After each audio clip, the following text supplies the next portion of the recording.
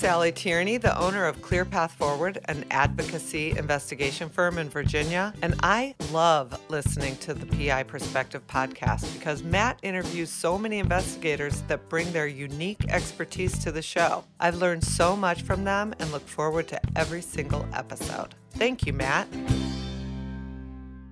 The Campbell Group has teamed up with PI Perspectives to offer listeners top-notch, affordable insurance solutions. Private investigators can get insurance for their business for as low as $305 per year. Apply now at piperspectivesinsurance.com and receive a quote back within 24 hours. Are you an investigative professional with an international problem you can't solve?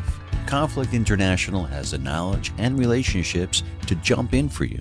We compensate investigators for referring cases to our office. Contact us today for details. Conflict International uses insight, intelligence, investigation, risk management, and strategic solutions to solve problems troubling individuals and companies of all kinds, anywhere around the world.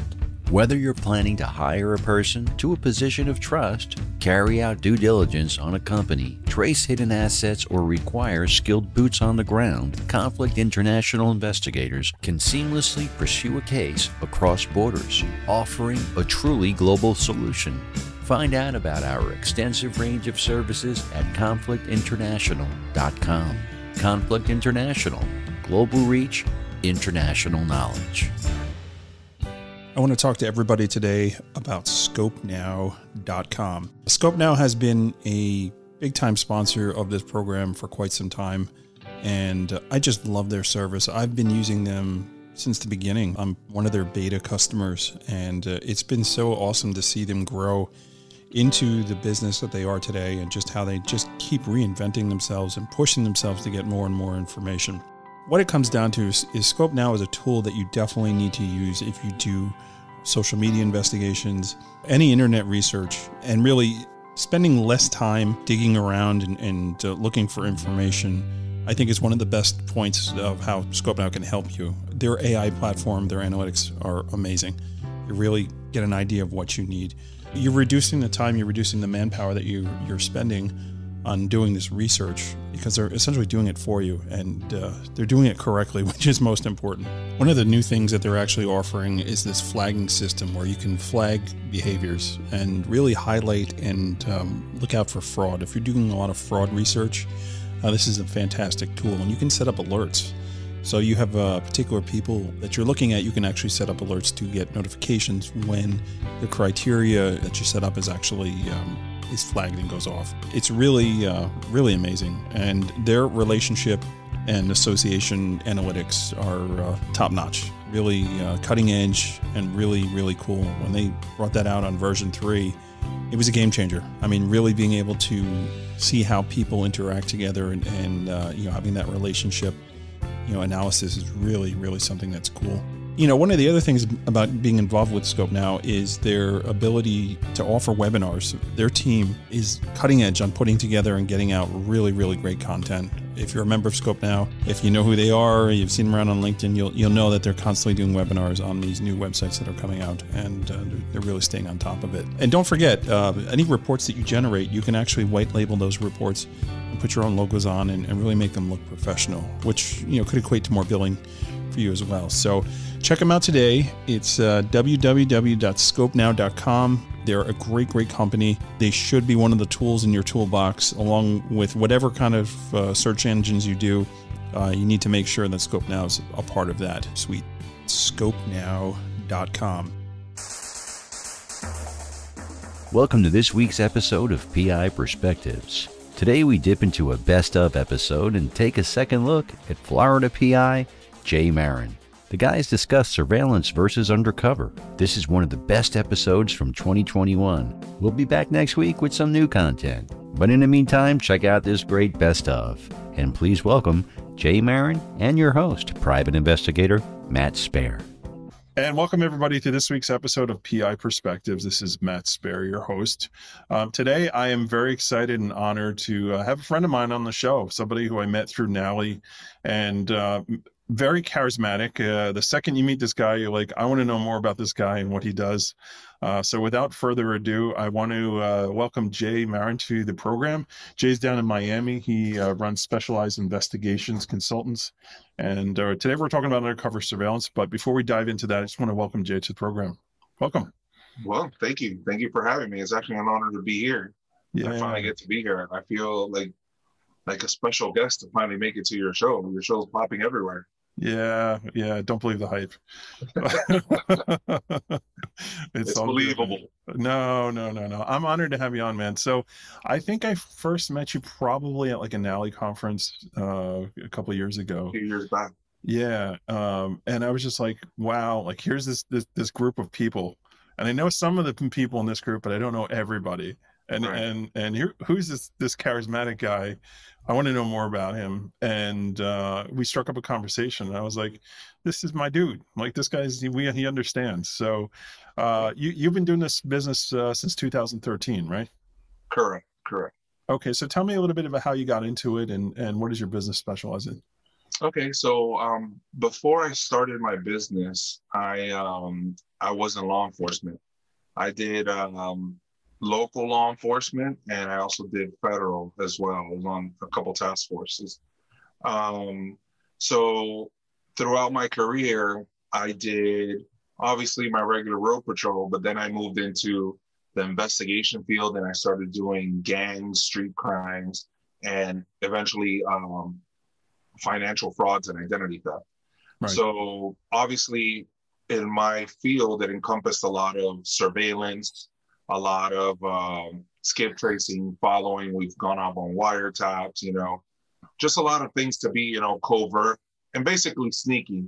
So you don't get burned, you don't get caught to get these criminals, where they need to be. So throughout working that, like I said, we did our gangs, and our gangs were doing a lot of identity theft, tax fraud, stealing people's tax returns, filing false tax returns, re-encoding credit cards. Sure. Along with their gangs and drugs. That's what happened. And this was all down in Florida? This is out in South Florida. We were investigating all this stuff, but all this led into financial fraud. Mm-hmm. And that's the kind of path we took. We were actually one of the first people to get deputized with IRS as task force officers because, IRS doesn't share any information. Yeah. So that was a little, a big leap, actually, not a little leap. We finally got in there and we started taking all our cases federal. Our guys still did our guns and everything, but overall, my whole career encompassed of being involved in investigations and surveillance. That was like our big thing. Right. Then in 2012, 2013, in my career, being involved in a couple, shootings, we were also, high liability unit, something was already happening. Yeah. And I actually received death threats. So my little son was 3 weeks old and we had to pack up and move. Wow. So a few months after that, I was like, you know what? I got my degree. I was like, yes, it's okay money, but I need to make something else better for my family because I didn't want my family. If it was me alone, I wouldn't care. I'd be like, all right, let's go. Me against you, exactly. Try find me. But, with the family, it's a different story, my kids. So then what ended up happening is after that, something actually happened to my heart like the year after. And then through police work, I actually ended up retiring through police work. And then I went full force with my investigation company. Wow. But during that time, I was attending also all these conferences, trainings, because when you transfer over from the public sector and you transition to the private sector, it's a big difference. Yes, you have experience, but a lot of things are different. The experience I gathered, great. It was awesome. It's a great stepping stone, but I can honestly say nobody can transfer over from law enforcement right into this field. Like if nothing happened and they can fit right in, no way. You have to still transition. You have to still learn because things work a lot differently. So that's what I was doing. And then I just started learning. I'm very big into like, okay, I want to know it. I'm going to learn it and I'm going to find every way to do it. Sure. And that's what I ended up doing. I attacked the industry. It's amazing. Like, you got to realize that the paycheck is not guaranteed.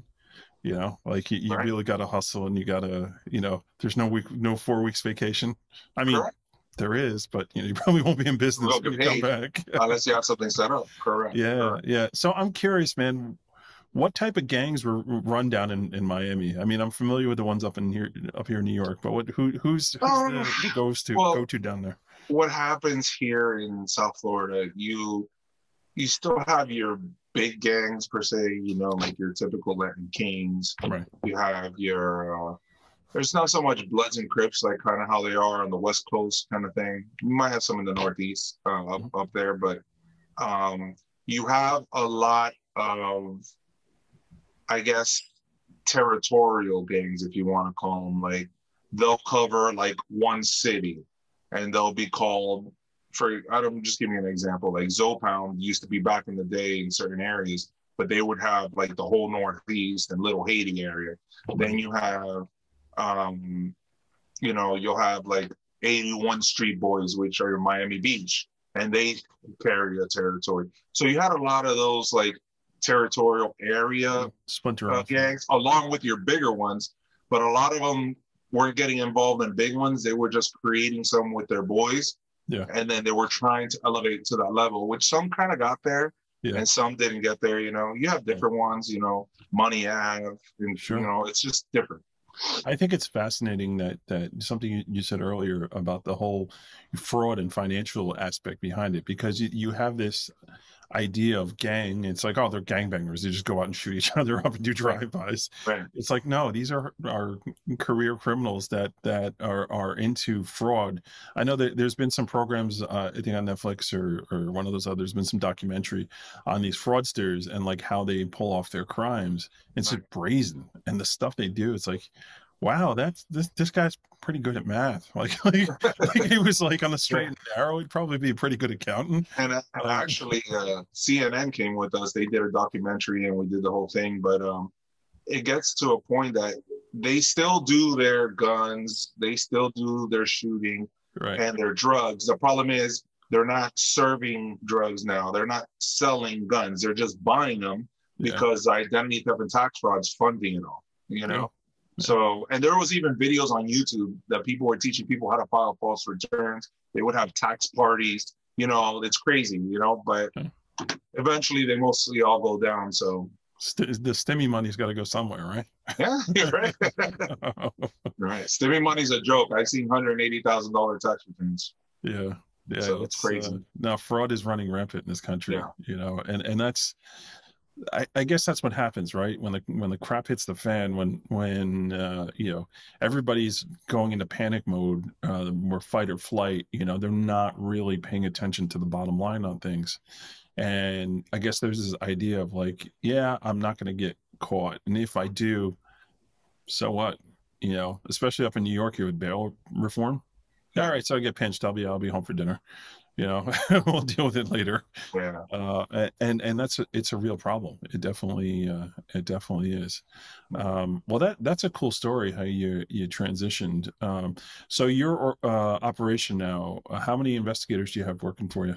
I'm like a basketball team per se. Right. I run 5 full time. Like I would say my starting 5 that are running all the time.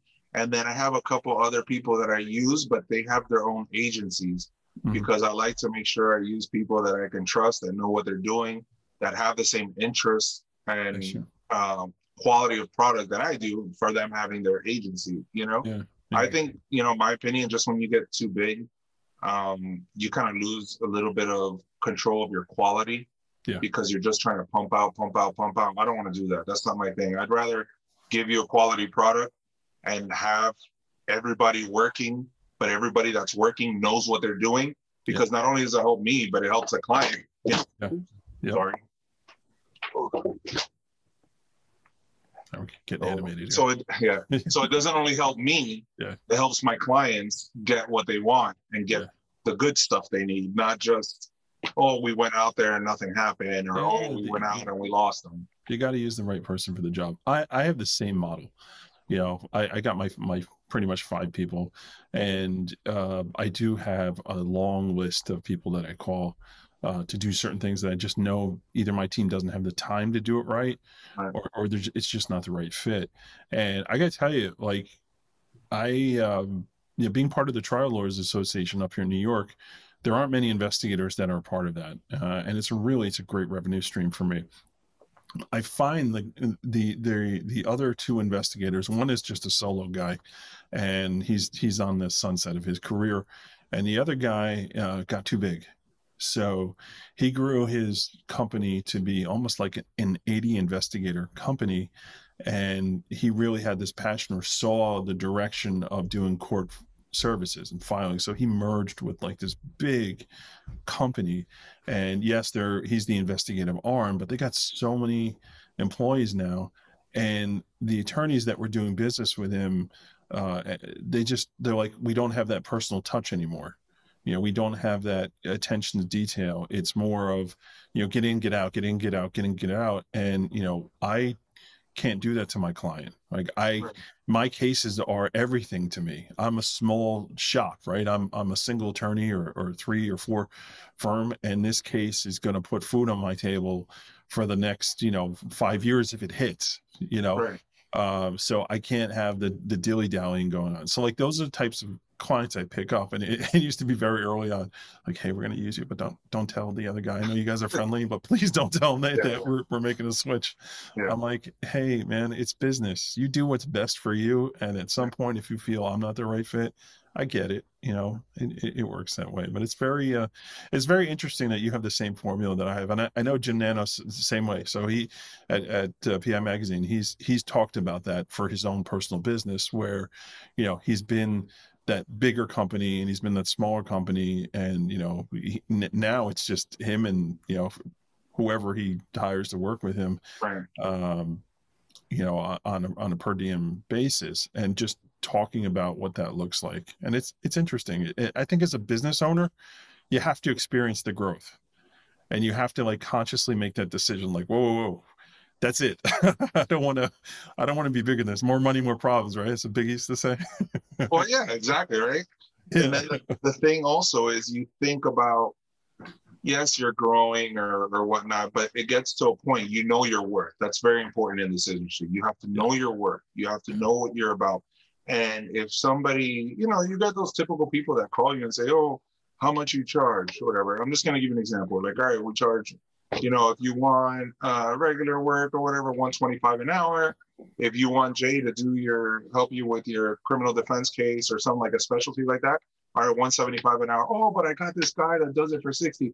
Okay, so when you're done with that guy at 60, call me back, and then I'll do the job for you, because you're going to come. You know what I mean? You already know, you've been through this too many times that they're going to go ahead and call you back, because plus, anyways, if somebody's doing that to you, those aren't the clients you want. You know what I mean? And especially when you start growing, if you start throwing your price out there and they're like, yes, fine. Okay, those are the clients I want, because they know my worth and they value what they want me to find, or they want me to do. They value it. Those are the kind of people you want to be working with. Yeah, I feel like I'm talking in the mirror to myself here, because I'm like, well, we're both bald. Exactly. We both got a beard. I just don't have glasses. I'm a little more gray than you. These glasses are a new thing too. It's like my eyesight used to be 20/20. I used to do mystery shopping, and we had like eye care. I'd have to go get my eyes checked as like an integrity check to see if they were upselling or doing whatever. And they're like, what are you doing here? Like, you have 19/20 vision. Like, you could literally fly a plane. And I'm like, oh, I never got my eyes checked before. I tell you, the glaucoma test sucks though. I'm just not going to say. So yeah, I mean, I joke about saying I'm talking in the mirror here, because so many things you're saying, I can relate to that. The whole idea of, yes, if you want Matt to do it, you're going to pay more for it, because I am running a business and I have 25 years experience of doing investigative work. There's value to that. Now, if you need somebody from my office, and I have different people tiered at different levels, but I agree with you about that $60 guy, because what happens is, they're out $1,200 before they come back and they got nothing. It's like, okay, you just dumped 20 hours into this. So, now it's time to do it the right way. And people are stubborn like that, And I get called all the time from people, and they're like, hey, what's your price? And I don't know if it's competition. I don't know if it's attorney. I don't care. It's like, yeah, whatever. This is what I charge.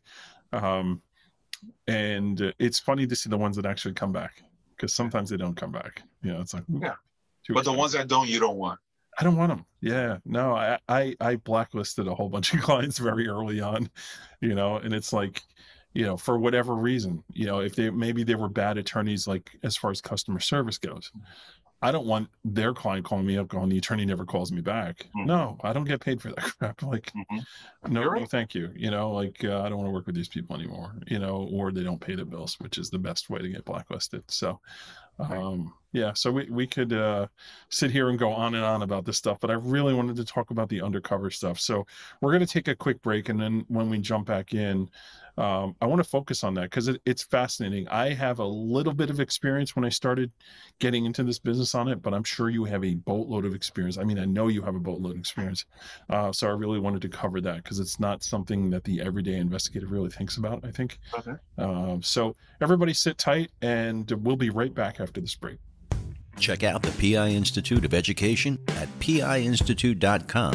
Since 1989, Kelly Riddle has been teaching on subjects such as surveillance, nursing home investigations, insurance fraud, domestic investigations, hidden assets, and accident scene investigations. The PI Institute of Education is a featured learning partner in the investigatorstoolbox.com. So check out the free content on the site, then visit the Institute for more great savings on additional classes. So we are talking about Crosstracks. Crosstracks is a sponsor for Investigators Toolbox and PI Perspectives. We've got Steve Mason here. Steve's been a longtime client of Crosstracks. Tell me the benefits of case management. For me, it's basically being able to keep track of every single thing that's going on with the case, whether it's notes, documents, sending or receiving new case information, because clients can create custom logins, securing the data. From a business perspective, it's really the easiest way to maintain your data, to access your data anywhere. I mean, you can be on vacation and pull up a case note remotely, securely. Even just tracking how many cases you've worked for a certain client, how much money you billed them. I mean, there's so many tools that I really don't know how you can get by without a case management system like Crosstracks. Yeah, definitely. And they are SOC 2 certified, which is important when you're working with insurance companies and protecting information that's readily available there.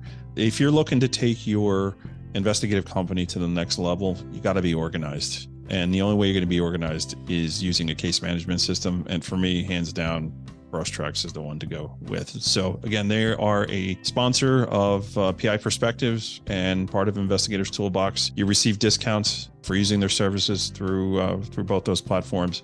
So check it out today, and we'll talk to you guys soon. Take care. Do you enjoy our podcast and the guests we bring you? Since 2019, Matt and his team have done their very best to give you amazing shows each week. If you feel like our show has helped you to be a better investigator, or maybe even inspired you to become an investigator, please let us know. We're looking for testimonials. Drop Matt an email with a recorded 20 to 30 seconds of you talking about this podcast. You can also email him something verbal about the website. His email is matthews@satellitepi.com. And if you really feel blessed for having this content, consider supporting Matt and our show by joining Investigators Toolbox. You really have to see version 2.0, and at just 49 cents a day, it's a no-brainer. Now let's jump in to this week's episode. And welcome back to PI Perspectives. This is Matt Spaier, your host. Today we are talking to Jay Marin from Specialized Investigation Consultants down in Miami, Florida. Jay, welcome back to the program. Thank you. All right. So we were talking about everything but Undercover prior to getting into this. So talk to me a little bit about what that looks like. How do you get clients in doing this, and how do you plan and kind of dive into this type of work? Well, I guess throughout my career, I've done a lot of surveillance, so I've kind of picked up a niche for it. And I did learn a lot in law enforcement as far as the surveillance, also doing undercover stuff, working with, CIs, which are criminal informants, right. Using covert equipment, audio, video. So when I came into this field, I would meet with a few attorneys larger firms with, business attorneys and family attorneys. And I started to kind of hear what they needed as far as, we know he's doing this, but we just can't prove it. How do we figure out? What do we do? But, obviously all in a legal way, but we're trying to see how we can find that information. Yeah. So I started thinking, well, why don't we go and do some surveillance first, and then we can try to do some undercover surveillance. Right. They're like, what do you mean undercover surveillance? Send a different guy, though. Yeah. Right. They're like, what do you mean undercover surveillance? Right. And I'm like, well, we'll just, depending on the case, or we can do many things. For example, there's if we want to do a child custody case and we want to see how this person is, why don't we rent a unit in his building for a couple months, and we have access, them seeing us is normal, and we'll be able to get any information. And then if I'm the one renting at the building, he'll see me at the building, but then when he shows up to the next place, he's going to see one of my other investigators and not put two and two together. Yeah. And we can follow it, get the information, sit next to him at a table, see who he's meeting with, what kind of people is he putting your children around. If your concern is safety, you want to know what he's doing, if he's involved in anything illegal, or if he's bringing your children around bad people. Right. This is how we're going to be able to obtain it. Or not following COVID guidelines, right? I'm sure that was yeah, I know, right? Put on your mask. Put on your mask. Well, down here in Florida, nobody's really wearing them now, so now we're back to normal. So mask won't work. It did work for a little bit. Change your mask color, change the name on the mask, Exactly, right. So that's kind of like how things started getting kicked in. And then when I saw, I was like, man, nobody does this down here. And another thing is, we're in South Florida. What does everybody come do to South Florida? They go party, they go to the hotels, they go on cruise ships. Right. So my area also gives me an environment for a lot of this work to be, done. So, I did a couple cruise ship ones. Those were fun. I leave for 7 days and we're just following people around. Those are mostly for, that I've seen, are either child custody or a big insurance defense case, right. Where people, they get hit by a large company, or they work for a large company. Oh, I can't do this, I can't do that. Your typical workers' comp claim. I can't lift a loaf of bread, but we're on a cruise ship and I have you lifting your daughter when you disembark to take the photo. Right. And I buy the photo because nobody bought the photo, showing that you can lift more than a bread if you're lifting 100 pounds, Right. Or you're on the conga line, or you're doing the exactly. Lo and behold, that case went from a couple million to $50,000. So it was worth them investing a few thousand on me. But that's how I kind of got into it. And then I started seeing a lot of litigation cases come about. And I'll give you an example. We had a litigation case, and it was bad business partners. And right before one of the partners decided to go full force against his business partner, he just wanted to see, like, what is he really doing?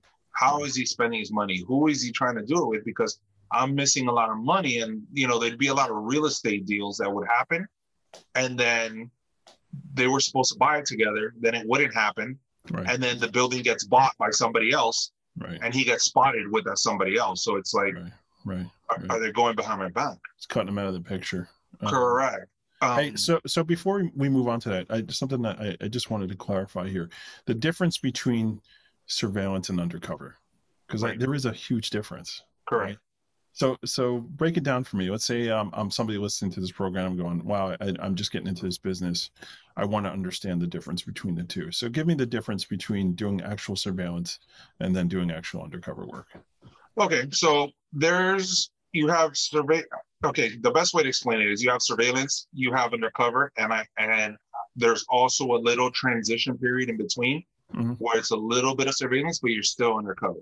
For example, surveillance is, you get your typical case. Hey, I want to follow somebody around, see what's going on, and I need to know what's happening, whether it be for a kid or for a business or for the insurance company, right? Short term. So you kind of get in and out, right? Exactly. You do your surveillance, you sit in your car, you're never, spotted, you're not walking around most of the time, and you're just sitting in your car following the person, getting video, obtaining any information, any intelligence with who they're meeting, what addresses they're going to, whatnot. Fine. That would be your typical surveillance where 90% of our industry does. Then I feel you have a little transition period where you are doing surveillance, but for example, we're doing surveillance and the guy goes to a mall, right?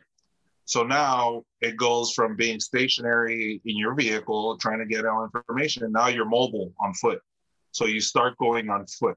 While you're going on foot, the guy sits next to somebody, and now, crap, I need to hear what they're saying to see what kind of person this is for my client and make sure they're not doing a drug deal, make sure what it might not be. So now you got to get a table next to them and not make yourself noticeable. So now you're kind of transitioning from surveillance to slowly undercover, but you're not really undercover because you're not making contact with the person. You're not where that person is all the time. Right. So that's like your little transition period. Then you have undercover, right. which is you're basically going into a location. People know you're there. They're making it known. They don't know who you are. You know, I'm somebody else. I'm an international investor from South America. That's what they think I am. You know, I have business cards and all. So that's when you start infiltrating technically into the scene, being basically boots on the ground, going into the same location, right. Sometimes even talking to them, because remember, if they don't have an attorney and they're not represented, then you're okay. You know what I mean? Free. And plus you're not talking to them about your case anyways. You're just right. trying to get intel on them, you know, if there's no attorney involved. There's no expectation of privacy. Correct. You're involved in the conversation. Absolutely. Correct. You're building rapport at that point. Correct. Right. So they can build trust in you and they can see who you are, or that person can tell somebody and that somebody tells me, hey, this guy's doing this guy's doing that. But you got to be in that environment, whether it be a residence, let's say a health gym club, a hotel, which a lot of hotels here in South Florida are residential and hotel at the same time. You know, if they see you, it's not a problem. Right. That's where your undercover really kicks in because it's normal. Right. Here comes that businessman from Panama. Exactly. He's got a card that says so. Here's the investor. Here he is showing up in a Rolls Royce or in a Porsche or in a Mercedes. All right. I'm sure you've driven a car too. Oh, yeah. You got to fit in down there. Of course. So, you know? That's fantastic, right? Don't you hate your job some days? It's fun. So like my experience in this, like I mentioned earlier, was kind of limited. So I wasn't actually ever the guy that was doing undercover, but I did work for a company, my first job out of college, that we had all these accounts with retail companies. They were auto parts stores, they were shoe companies, they were whoever. And they would hire us to basically have an operative, right? Somebody who posed as an employee and would watch the other employees. Like we had a contract with a lumber company, and there was a lot of product that was being moved after hours, and they just didn't know when and how. And, you know, yes, we set up our surveillances, but, you know, we didn't catch people really doing it because we didn't know when it was happening.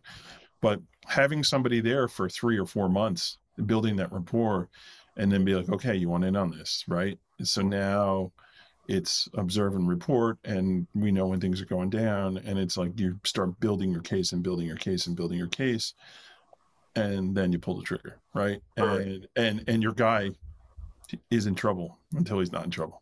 You know, it's like one of those deals, right? Right.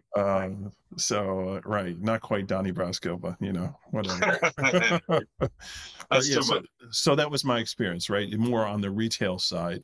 I was managing the people that were doing it, and they would have to submit their reports. I believe it was like every couple of days they had to get something in, and you know, I would have to report to the client, like, here's the progress, here's what's going on, here's who we're looking at. This person made this comment. And it was, you know, some of it was customer service related too, right? This guy's being rude to customers, right? Right. You know, and some of it was, you know, they're stealing, you know, so it's like we had different avenues of the integrity that we were checking on these people. Interesting, you know, way of doing things. It was a good taste to run that for a while. And it's definitely an interesting business. You got to have you got to be quick on your feet, and really, if you're that person doing that, like, you got to have a backstory.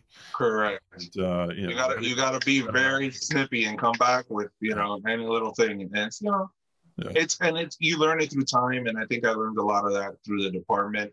Of how to get by and learn certain things, but and let me just remind everybody, these are like non-threatening situations. Sure. It's all laid back. It's mostly civil.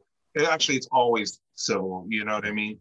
But it's nothing compared to police work where you're threatened, you're undercover, you have your firearm, anything can happen, you're dealing with a bad person. It's not like that, you know what I mean? In my situation, it was, I had to go to a certain island and see what this person's business partner was doing. And I actually got paid to play tennis 3 times a week on this island. So I got really good at tennis. Sure. How's your backhand? Your backhand? Yes. So that's what this person would do. He would play tennis. This guy's a fraud. He's a fraud. His backhand sucks. I know, right? No good. Yeah. No point. So, did you pull McEnroe? No, I wasn't that good. I wasn't that good. Believe it or not, a lot of these people on this island were very good because that's all they did. They played 5 times a week. Yeah. That was like their thing. Because mostly everybody on the island's retired anyways. They're not, they're not actively working all the time. They're like here and there. They're retired. So, and a lot older. So, I come in, there's a couple people that were younger, and we start, playing. I start, learning from the tennis coach. And it's funny because as people drive by or this person comes, these tennis coaches just talk, man. They handle everybody on the island. So I didn't have to do much to get this guy to start talking, and he would just tell me about this person, and I use a theory and I guess a way when I do undercover surveillance sometimes. I call it the Michael Kenny. I don't know if you know who Mike Kenny is. He's an investigator out of Nashville. Okay. I know the name. Yeah, I don't know him, but I know the He's name. A dumb and nice guy, so he plays dumb and nice. Yeah. So when it comes to those situations, I play dumb and nice, And oh really? Oh, what does that person do? Oh, okay. Oh, you play tennis. Yeah, I give him all the time. But he was with this lady and they were sleeping around. His wife didn't see. Like, I'm getting all this cheese. All I'm doing is playing tennis. Bon Chinche, man. You're the exactly Chinche boy. Nice. Exactly. So then they basically, and then I'm coming off as this nice young guy, whatever. And then he slowly asks me questions. So I already know he talks shit. Right. Excuse me per se, but excuse my French, but that's what he does. Everyone. If I'm getting it, he's gonna tell my stuff out there. So then what do? I feed little things that I want him to get out. Right. You wanna puff up your story, right? Correct. So then he eventually throws it out. And then in this island, I had a Porsche Panamera, I had a 7 Series, and I showed up once in a Rolls Royce. All that the client was providing rentals, Yeah. And once the guy started seeing it, he asked me more questions, not our target, the tennis coach. Right. So then he started feeding it to the other guy. And then that's how it finally got to where we needed to be. And I was there for a few months, living in a nice apartment on the ocean. I think the cheapest apartment there was like a 1-bedroom was like 1.5 million or something like that. It's crazy, nice. But it was nice. The scenery was nice. It was beautiful, but I was basically there learning how to play and just to get the information I needed. It took about a month and a half. These things don't happen quickly. Yeah. Because you need the rapport and the trust, Sure. So then eventually he saw me enough there. I believe he asked the tennis instructor what I did. And then we finally talked and spoke about certain things where it got to the point where he offered me to get into business. Right. And most of it was just coming through the instructor, knowing what I did, obviously our stories to get closer. Vouching for it. And he finally bit and he came over, and then we were able to get our client. This is what he's doing, and this is where your money's going, and this is why you're not getting deals anymore. Mm-hmm. And, it took 3 months. Nothing happens quickly. Those are your typical undercover that take a little bit of time to get. the information you need. I've also done boating undercover, like, hey, yeah, I'm going to go on a boat and we show up to the same place, we go to the sandbar, we're partying, we're hanging out with the people, but, luckily we have a beach here in South Florida that we can do that. So we'll just, pull out the boat. And that's, it's undercover, but it's a little transitional surveillance undercover because it's not long-term. I consider undercover ones long-term because you really have to maintain your identity and compose yourself to work thoroughly, to not get burned and get the information you need for your client.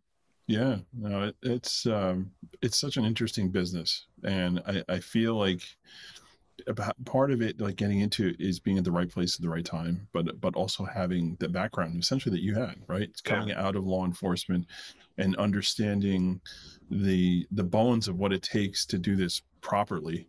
And now you're transitioning not so much to, hey, you're breaking the law, to more along the lines of, hey, you're squashing that deal. You're violating your contract, or you got to look at it from a different sense, like non-competes, something exactly. Like that. Right. Yeah. So I can totally see that, and you're in the right place for it.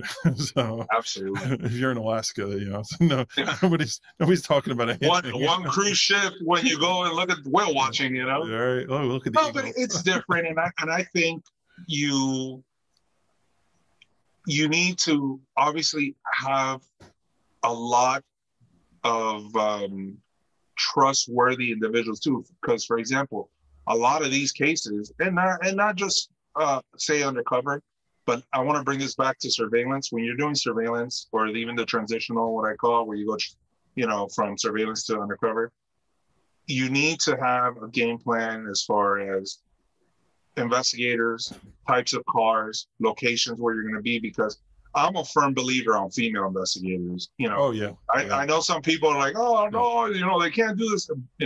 Never seen coming. Yeah. Female investigators are amazing. They know what they're doing. Yep. Women have a lot of intuition, and I respect that. And when you need to get something done, they will get it done completely unnoticed. Yeah. Because they're not expecting that. You have your stereotype. Oh, that same guy's following me. You see a girl, hair up, hair down, wig, covered up, showing, in a bathing suit. Like you're not thinking like that. Versus if you see some creepy guy at the bar staring at you. So I'm a big believer of working in pairs and working male-female pairs. Yeah. If not, I like the female with a male in behind, basically running the show, because. And not so much saying they're running, I'm telling you what to do, but like calling points, say, okay, you girls are here. Yeah, I'm going to be on the outside. And when something comes out, I'll handle the outside. That's what I mean by, running what's going on the outside. Yeah. I'm a big believer of that. But if you don't have that team, it's going to be hard to succeed. Nobody can do this job by themselves. Sure. I don't care how good you are. No, especially when it comes to that work, you got to have at least two, and that's always a big pill for the client to swallow. Right. Like, oh, I got to pay Jay's, $125 an hour, like times two. Wow. Yeah, and then they're like, well, I think one person. I know you think because you watch TV, but we're in South Florida. We're driving behind a car, even with one or two cars in front of us. The light turns yellow. That car brakes, and what happens? That car's gone for 2 to 3 minutes. Now you're done. So we like to leapfrog. I like to be behind, and I have an investigator up front. So whenever we're driving, as soon as she turns or he turns, I'll pick up from the back. Or if I miss a light, then he knows to slow it down so he can pick it up until I catch up. And we just keep doing that. You know what I mean? Not only that, your person on foot that you're, surveying all of a sudden decides like, oh, city bike will be nice. I'm going to go hop on an e-bike. Correct. And they go grab an e-bike and they're gone. Yeah. If you haven't got nobody in a car, forget it. But a lot of people don't understand it. And I think as you being an investigator, especially owning your own business, and I know you do this because, this is the type of person you are. You let them know how these things work so they can understand, well, this is why you need to pay for two. I don't want you to be successful. I don't want you to spend on one and maybe get lucky, and we don't lose them, where you have what do you want, a 50% chance or a 90% chance that he doesn't get lost? Right. If how much does it mean to you? Yeah. And I'm sure you probably deal with the same thing I deal with in New York when you get that last minute call from somebody that wants something done, like, you know, oh, 4 hours from now we need somebody picked up, and oh, by the way, you know, we've got $75 an hour. Like, I can maybe squeeze 80. No. It's like, yeah, you know, you're not, especially last minute. Yeah, I'm like, it's not You know? happening. And the like, thing oh, is, you know, we don't understand why you wouldn't do that. It's like, okay, well, you're not from New York, so yeah, you don't understand. Yeah, it's. Well, I think a lot of investigators in our industry lack listen, they're calling us, they need our help. We need to tell them how we are going to run this. Yeah. Not how they're not the one with the experience. They don't know how things really happen out here. So we can't let them determine how we're going to move, where we're going to park, and who we're going to use, how long we're going to stay. If you tell us what you need, we're going to give you our professional opinion of what needs to be done. But I do not like taking cases that you get that client that is like, all right, I could only pay for one, but I know for sure this is what they're going to. I'm like, listen, that's not what happens. They'll tell you, I have a flight and a reservation at a hotel. I know they're going there. What happens? They land there and they go to their girlfriend's hotel. Yeah. And now, where are they? You said they'll be here at this hotel. Yeah. And then they get upset. Well, I thought, and you know, maybe. I was like, no, this is what you told us to do. Yeah. Yeah. This is what we did. So I don't do that anymore. I give them the options, the variables, and this is how we operate. If you want it, cool. If you don't, call somebody else. But I'm not going to work to be set up for failure. Yeah. How about when they go into the Admirals Club at the airport? Yeah. Luckily, I have those cards. Yeah, I'll get you. But it's tough. It's tough. Yeah. You know what I mean? I have them, you know, the Admirals and the Centurion for American Express, because you never know what kind of people you're dealing with, you know? Yeah. I followed people in airplanes all, you know, everywhere, you know, into the Caribbean, into other states. And you just never know. They don't expect you to be on the flight, which is good because that's very, but we leave the flight and they say, oh, we know they're going here. And we follow them. And when we get there, they're in a completely different hotel. They still kept their reservation, but they're having fun somewhere else. So I remember talking to Kelly Riddle one time about one of the cases he worked on. And it was one of those situations where they lost the guy. They didn't know where he was. So they arranged to have like a FedEx delivery with a pickup. So they contacted the guy. They're like, oh, you got to pick up some paperwork or whatever. So the guy went to that, you know, whatever the post office, et cetera, wherever it was to go pick up the package that was delivered. Now you know where he's going to be, and you pick him up and you go follow him to where he needs to go. It's like, that's some smart thinking. No, like back then, social media used to be great for us. Even just entering the person's phone number in Facebook and everybody. It's all changed now, you know, and everybody's all locked up and private. So it's even harder now. But so I was walking down the street in Manhattan yesterday. It says big billboard for Apple, and it says, you know, Apple iPhone, and then right under it says privacy. You know, and it's like that is their selling thing. Apple would give us a lot of issues when we would work stuff in law enforcement. They were even giving us a hard time with court orders and everything. You know, sure, yeah, it's all. I just think it's very important to have a good team, a good structure, whether it's undercover surveillance, regular surveillance, and you need to have a network. Like I mentioned to you, you can't do this by yourself. Yeah. Like right now, if I know somebody needed something, and I'll give you an example. I'm not going to say, I know people in other states too that do great surveillance, you know, and you learn that through time, but you really learn that from meeting them, like how we met at the conference and we were up on that floor looking at the beautiful view, but we're eating, we're talking, we're learning, you know, same thing here. Like I know people, but if I know somebody needs like an A team, like, hey, I need this XYZ surveillance, intelligence, interviews, like all this stuff. Being the fact that I've gone to all these conferences, that I've networked, you know, I've been able to be the regional director for NALI, the vice president of FAPI, you know, and getting involved, you know, with Intelnet and all this. These associations really help you grow, and you know, you have to. You could pick up any phone and talk to somebody, and they can tell you whatever they want, but not until you're in front of them. You see who they are, what they're about, and you can tell they're the real deal. Yeah. If somebody calls me and says I need something, I'm going to be like, hey, what do we need? Oh, we need interviews. We need surveillance. Okay, I'm calling, for example, I'm going to bring in Mike Kenny in Tennessee. I'm going to bring George Gerges out of Indiana. I was going to tell you, don't call George. I was Yeah, say you want a snappy girl that's always on her feet and know stuff. You get Brandy Lord. You know, if I know I need somebody to help me in certain homicides, Sheila Wysocki. If I need somebody on the defense side that she's a badass and I need to get done, I'm going to go to Texas and I'm going to call Catherine Mayer. You know, like there's different ways around things. Even Kelly Riddle, that guy's a wealth of knowledge, smart guy. You know, but if you don't have this plan and know your colleagues, I don't think you'll ever be successful, because if you try to hold your ego and say, I know it all, I can do it all, and then you want to get people you train only to do your way, you're not going to be successful, because your way is not the only way. It might be a good way, but it's not the only way. And when you get these clients and these attorneys that say, hey, I need this done, you get a monster case that needs to get handled, you want to get it because, number one, you know you can handle it, you know what it's about, but you need backup. You know what I mean? It's almost like the police department. Like, you need backup. You can't do this on your own, but you know who you can trust. You know, you need your team, definitely. Yeah. I think this is a great way to end that, because just to reinforce that point, you know, be a part of your state association, be a part of a national association, go to the events. Don't say, hell, it's too expensive, or I don't want to take that time off or anything. Like, I did that for many years. We were talking offline about this. Like, there are many, many years. Like, I'm new to NALI. Like, I'm less than 2 years in on NALI.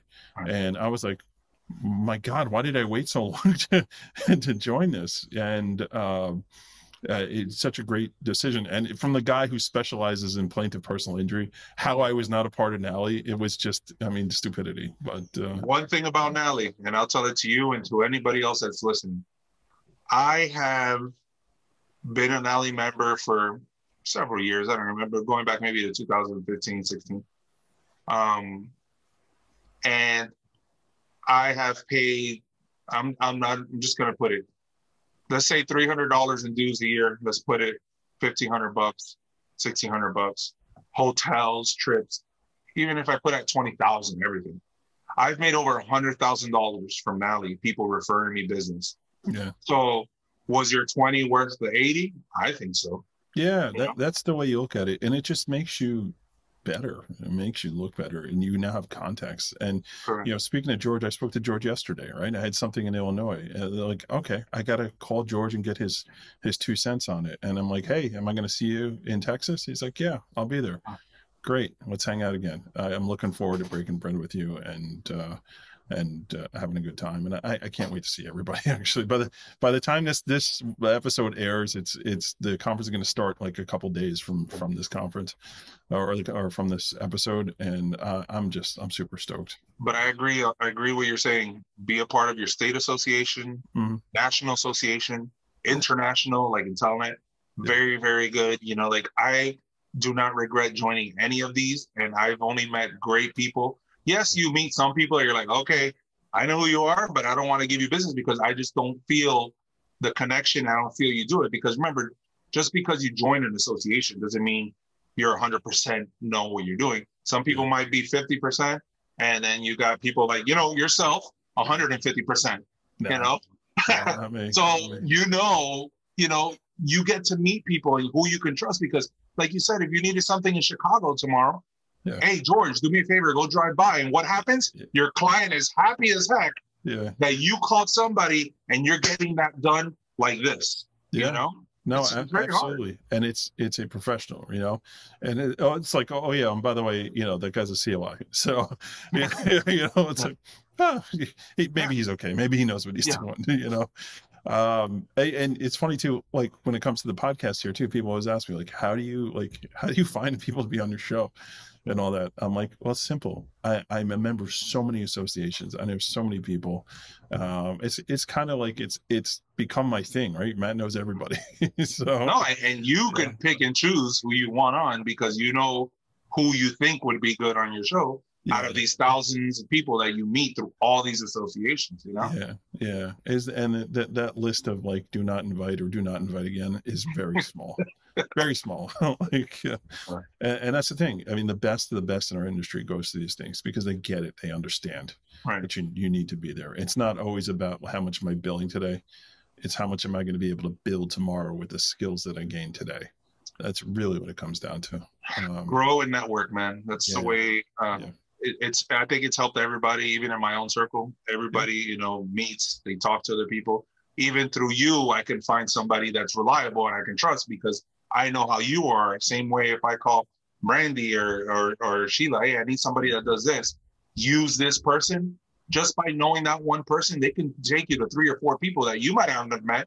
But when you're in a bind and need something done, you're going to get it done the right way. Yeah, not only that. So we'll end here on this little anecdote as to how relationships are super important. So I got a huge case I'm working on out in New York and in Queens. It's a fire case, death case. And, trying to get my hands on a fire marshal's report, it's not easy, especially during COVID, because they've pretty much shut down hey, go down there, show up and schmooze your way into getting that report. That doesn't exist. And now everything's HIPAA, FOIL, you got to file everything. And for whatever reason, I won't get into specifics, I'm having some difficulty. So it's like, instead of throwing it up on a message board, I just started calling people that I know. And shout out to my buddy Ken Fetter in New Jersey, who I met at a New Jersey Association event, who happened to know somebody and who's helping me facilitate. Right. And it's funny because I called a couple people I knew that are very well respected, and they're like, no, we don't know anybody, but if you come across somebody, we'd like to have that resource too. Right. So now we're all expanding our network. And even this morning I had somebody, Lauren Mack, in New York. She had emailed me back like, hey, I may know somebody, I'm not sure. And I'm like, I emailed them like, I think I got this covered, and if I do, I'll let you know because I want you to have that resource too, right? That's what that network is all about. And that is just purely based upon going to events and meeting people and really being a part of the industry. So that's that. So how do folks get a hold of you if they want to get in touch with you? They could just email us at info@sinvestigations.com, like S as in Sam. So it's info@sinvestigations.com. Or they can call the office 786-332-6300. And always available. Our hours are always crazy. We don't sleep much. No, we don't. I think I rolled out like 4.5 hours last night. But we all I know you can't tell with this young look that I have here. Oh, these glasses are hiding it, but those glasses, they do miracles. They really do. Hey Jay, this is really great, man. No problem, man. Whatever you need, and I just thank you for this and giving me the opportunity. But I want everybody to to know in this industry, if you want to be successful, you got to be humble. Number one, that's the main thing. And you got to know people and network people. You know what I mean? It's like, it's a team effort. There's enough business in this industry for everybody. True. The more you help other people, the more it also comes back to you, and you'll end up helping people. At the end of the day, we're here in this industry to help our clients and help people. 100%. So, all right. So we're going to wind down here. So thanks everybody for tuning in. Again, if you're going to be in Nally this week, if you're going to be in San Antonio, I will be there. I'll have a booth for Investigators Toolbox. I'll be presenting actually on Friday. Please come and say hello. Let me know that you listened to the show. Let me know how awesome Jay was and how much you enjoyed this show. And really, really appreciate you folks tuning in, and I hope to actually see a couple of you this week. So we'll catch everybody next week on the next show. Have a good week. Talk to everyone soon. This was a fun show, and Jay has some great stories. You have to wonder how good his backhand really is. We thank him for stopping by, again, virtually. Thank you also to Campbell Insurance Group for sponsoring this show. Remember to tell them you listen and save $50 when you apply for insurance. Additional thanks to the PI Institute for Education, Satellite Investigations, and Conflict International for sponsoring our show. Also, don't forget about investigatorstoolbox.com. You can type in version 2.0, 25% to save $50 when you join. And if you have a question or a comment about the show, just email Matt at matthews@satellitepi.com. You can also find him on LinkedIn, Instagram, and Facebook. We want your feedback to bring you the best shows possible. And we'll be back next week with a brand new show, so make sure you tune in and stay safe out there.